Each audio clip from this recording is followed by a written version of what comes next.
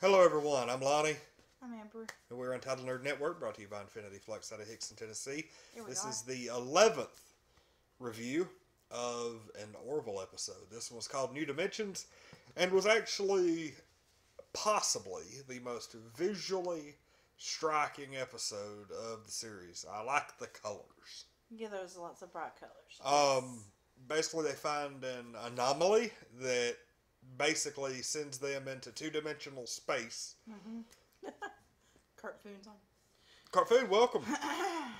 Remember, we are broadcasting live on our YouTube channel, and if you are wanting to score those legacy tokens while we're doing this, be our guest. Also bet and all that good stuff. Really, really good episode. We got to see. Let me see here. Lieutenant Lamar. He apparently had scored really high on his aptitude test, and spoilers ahead. And but nobody knew it, and he was just kind of keeping his brain what a brought secret. it up, though, is the reason they were even looking. Yeah, at they his got record. in trouble. Yes, because that was pretty funny. Yeah, You know it they cut off a piece of Yaphet and put him in the dessert. And then Bortus ate him. And he had to literally go in his mouth and dig out the piece of him inside of her. You know, like, honest to God, like, while that was going on, you know what I was thinking about? Oh, what? While he had his, like, arm down his throat, was that Rick and Morty mind bender? Oh, yes. Yes. When Where- Morty was like, The space worm. yes. Like, they had to keep talking, like, nice to him to get it to come out, and they got tired of doing it, and it started to go back in. Yeah, I mean, he ends up, like, mad at them for a while, and so, Yaphet does, because, you know, they played the joke on him or whatever. Right. And so they end up getting reprimanded, and while they're looking through his file, they see that, Lamar has, like, off-the-charts intelligence. Yeah, they're like, what on earth? Can't believe it. So- Because he acts like he don't know Yeah. jack shit. So they spend the entire episode trying to get him to be the new commander of engineering, because the dude, their token Scotty, I guess. Yes. You know, I mean, the dude's like way too much like Scotty from Star Trek. He really is. I guess, you know, he did have his shining moment where he gave the eulogy of the dude in engineering at one time. Right. And, but anyway, he's leaving for like another assignment. And so, Yaphet was actually next in line, and he actually gets pretty mad that Lamar is kind of leapfrogs him. Yeah, so to speak, because first off, he has no idea about the aptitude test. Yeah. And then, they're always goofing off and playing jokes, and they played the joke on him, and then he was like, well, after all that bullshit, like, he's getting promoted to get ahead of me, Yeah. But they finally, they go through a lot of different things, and he ends up having a lot of good ideas in this episode. Like, here's another thing. He's a very unorthodox thinker. But usually intelligent people are. Well, what about over the course of the series? Has he made decisions like that before? Yes. There was one time, I'm trying to remember which episode. That's why I say that, is because he had an unorthodox suggestion and it worked. I don't remember what it was. But Like, they went with I really it. can't remember. They went with it and it worked. I don't remember what it was though.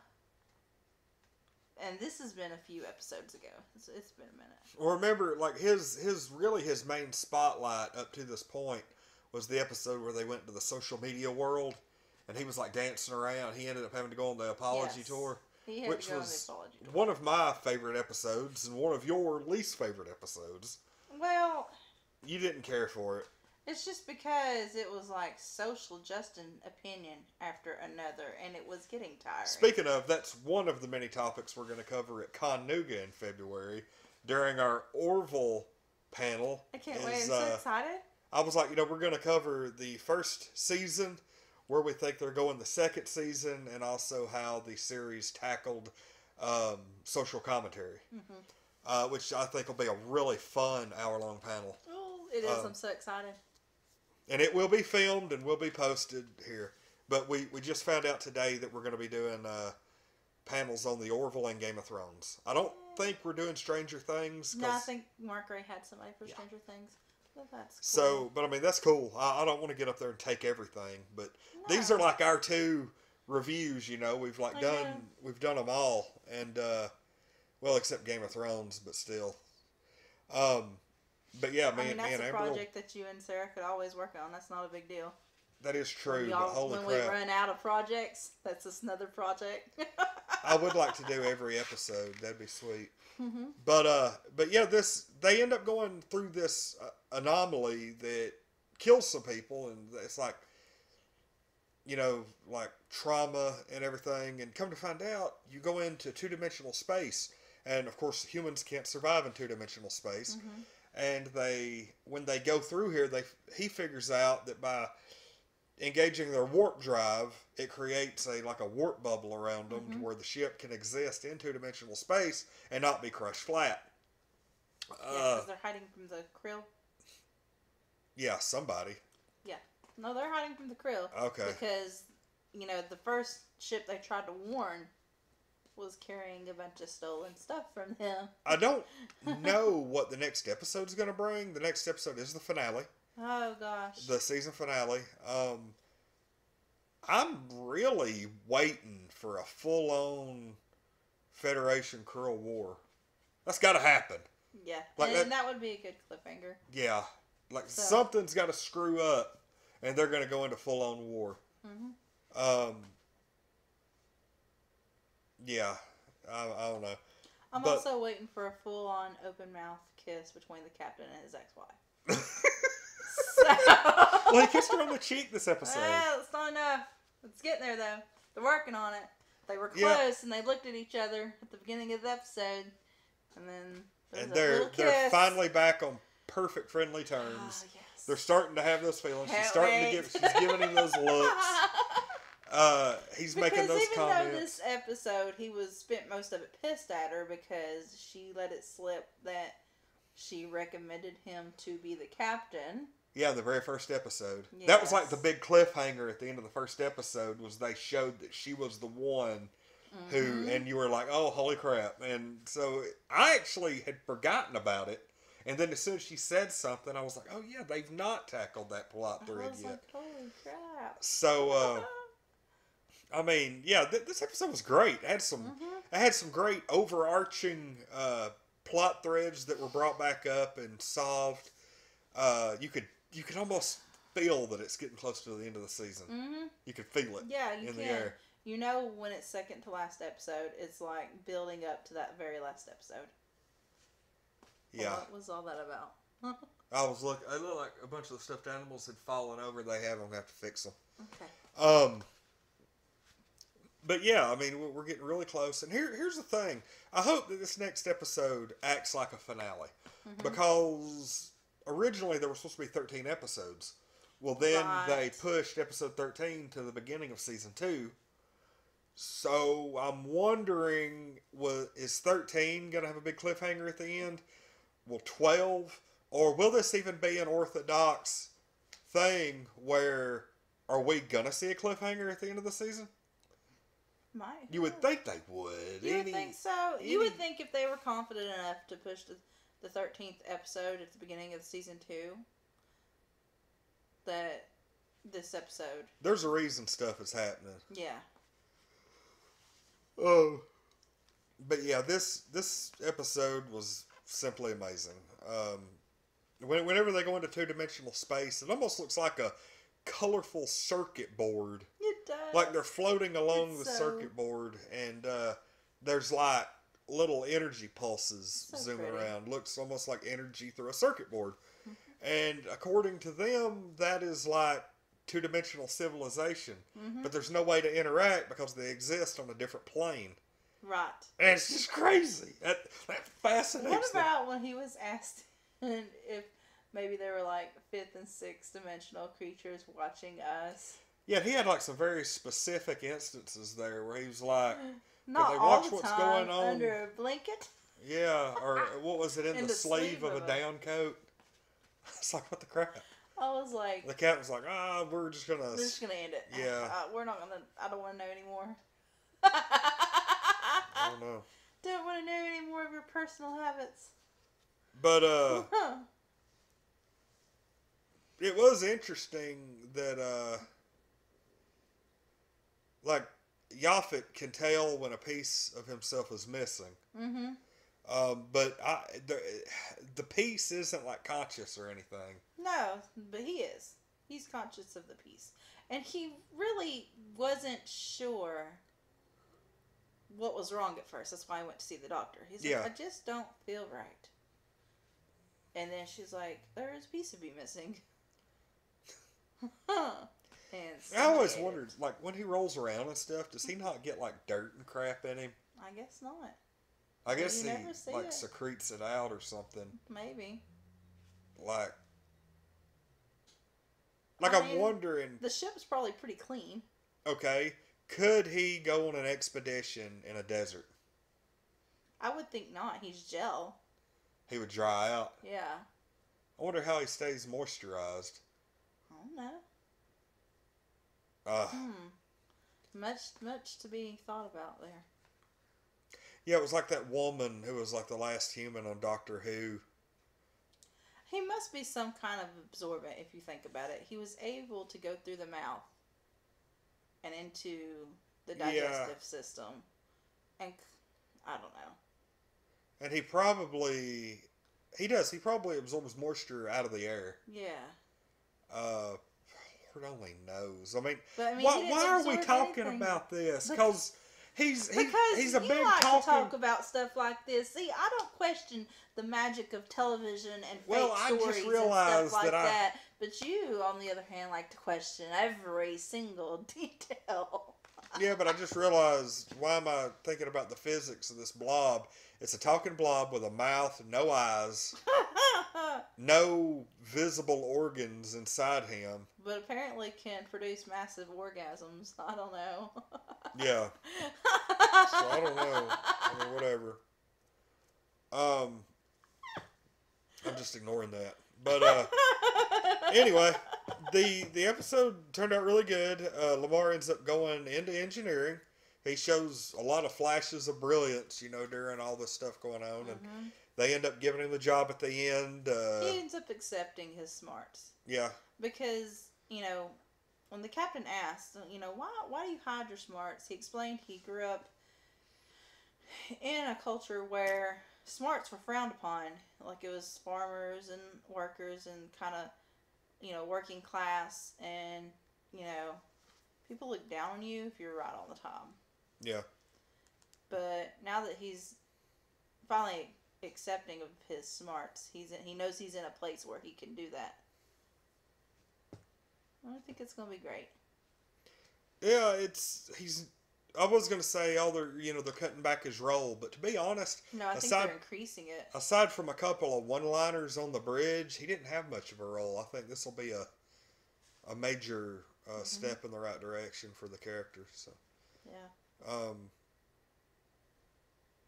That, and if you noticed, Isaac, the robot, whenever Lamar did show those flashes of leadership, you notice how Isaac kind of looked at him for a second? Like, normal robot wouldn't do that. Right. So, like, he would have said something. He's learning. He's learning. Well, and it was nice to see that he was still hanging out with the kids. Yeah. I really like that. That carried over. Like, you wouldn't think anything about it if you just watched this episode on its own. But what was it, 3 or 4 episodes ago when all that happened? And, yeah, they've really... And, like, they're sticking with him it. And, like, he kind of talked them into it. He's like, oh, just let them. And he's like, okay, but you better not interfere with our studies. Yep. Well, we're hitting about the 15-minute mark. Don't really want to drag this out too long. You got places to be, and I've got a shower to take. So, what do you rate this? This episode, It was fun to watch, and there's way too much neat, important stuff happen. This one gets a 10. Okay. I'd say the same. I'd say a 10. This, I really like... Just because it did, like, there was a lot of plot threads addressed, humor. It's like It was really neat. All you got to do to impress me is have a ship fly over a civilization that you can't really tell what they are, and be like, oh my God, look, and then yank them out. Right. And I'm like, I want to know what's going on More. there. Want to know more. It was like, you know, the closest thing I can think to this, and it's not really the same tone. Mm-hmm. It was the Star Trek: The Next Generation episode, where Q he teleported the Enterprise into uncharted deep space, and you know, this was like probably the 9th or 10th episode of the series. Yeah.